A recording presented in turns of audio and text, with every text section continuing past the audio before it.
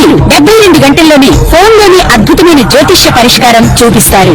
నమ్మండి, నమ్మకపోండి, ఇది నిజం. శ్మశాన కాళి రుద్ర చౌడీదేవి ఆరాధకులు నంబర్ 1 వశీకరణ స్పెషలిస్ట్ గురూజీ.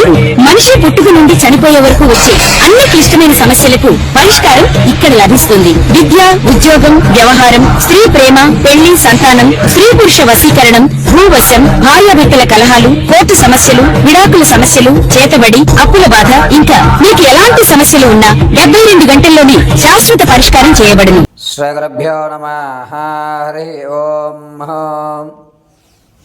గణానాం త్వా గణపతిగుం భవామహే కవిం కవీనాముపమశ్రవస్తమం జ్యేష్ఠరాజం బ్రహ్మణాం బ్రహ్మణస్పద శృణ్వన్నోతభే సీదసాధనం. శ్రీమహాగణాధిపతయే నమః. ప్రణో దేవీ సరస్వతీ వాచేభిర్వాచనీవతే ధీనామవిత్రేవతో. శ్రీమహాసరస్వత్యై నమో నమః. జగతం పితరం వందే పార్వతీ పరమేశ్వరం.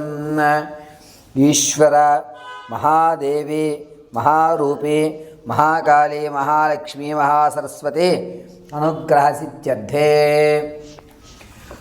అందరికీ కూడా వచ్చేటువంటి 7వ తారీఖు 9వ నెల 2025 పౌర్ణిమ శనివారం రోజు, భాద్రపద మాస శుద్ధ పౌర్ణిమ శనివారం.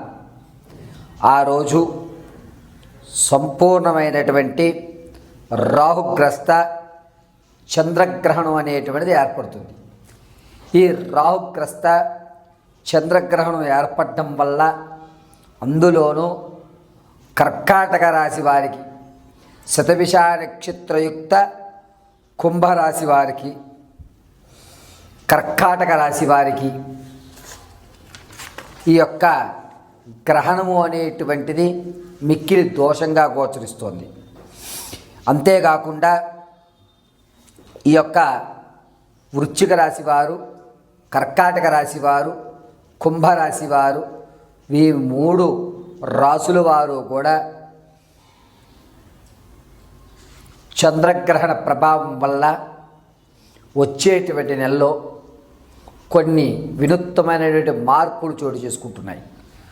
ఆ మార్పులు ఏ విధంగా జరుగుతాయి, ఈ గ్రహణ ప్రభావం వల్ల ద్వాదశ రాశుల వారికి ఏ విధమైనటువంటి ఫలితాలు ఉండబోతున్నాయి, ఏ విధమైన ప్రమాదాలు జరగబోతాయి అనేటువంటిది తెలుసుకుందాం.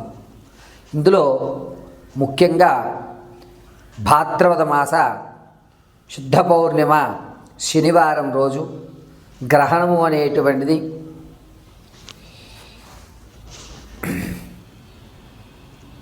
6:08 చంద్రోదయం ప్రారంభమైతే చంద్రుడు అస్తమించేటువంటిది తెల్లవారుజామున 6:27. అయితే గ్రహణ సమయం 5:19 నుంచి గ్రహణ సమయం అనేటువంటిది ప్రారంభమైపోతుంది. గ్రహణము 9:36 నుంచి ప్రారంభం చేసుకుని, జాగ్రత్తగా వినండి, 9:36 నుంచి ప్రారంభం చేసుకుని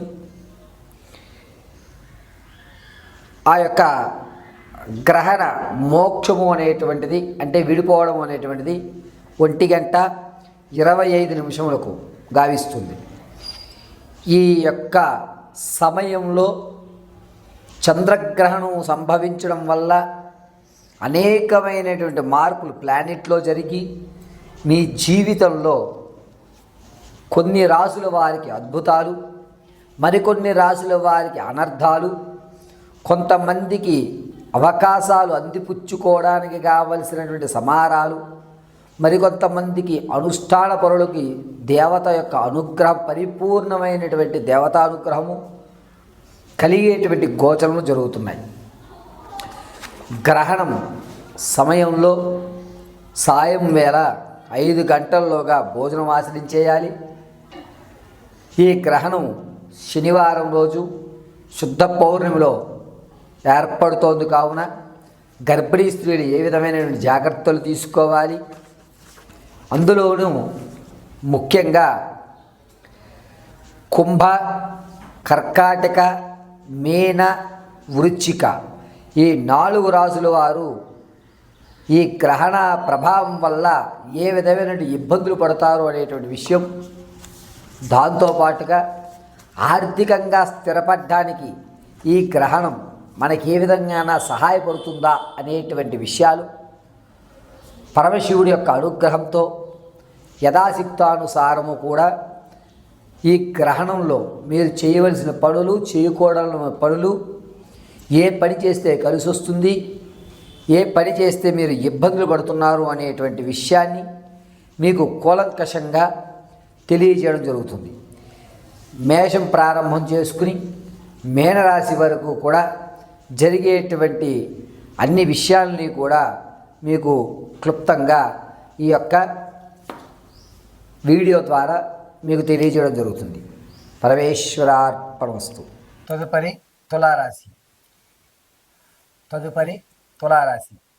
తులారాశి వారికి ఈ గ్రహణం సమయాల్లో ధ్యానం ఆచరించుకోవడం వల్ల ఒక విచిత్రమైనటువంటి మనకి రాకూడనటువంటి ఒక ఆర్థిక సమస్య కానీ, అరే ఇది నేను చేపట్టేది కాదే అయినా నాకే ఎందుకు వస్తుంది, ఏం జరుగుతుంది అసలు నా జాతకంలో అనేటువంటి క్వశ్చన్ మార్క్ ఏర్పడే అవకాశం లభిస్తుంది. ఈ గ్రహణం తొలిదాంతరం నుంచి కూడా శుక్రుడు, కేతువు, బుధుడు ఈ స్థానాలు 3 కూడా ఇబ్బందులు కలిగిస్తున్నాయి తులారాశి వారికి.